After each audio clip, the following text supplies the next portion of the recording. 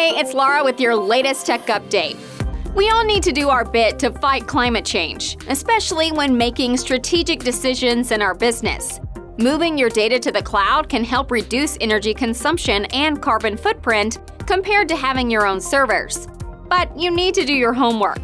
Make sure your provider's using renewable energy and efficient storage solutions. Going green isn't the only benefit of the cloud. There's also improved data security and easier collaboration. You and your team can work together more easily and efficiently wherever you are, and the risk of data loss is virtually eliminated. Another huge benefit is unlimited scalability. You can scale up or down when you need to without getting bogged down by costly IT investments. So, you can increase flexibility and productivity while reducing your impact on the planet? This is a good thing. We help businesses make big decisions like these every week. If we can help you, get in touch. That's your tech update. More next week.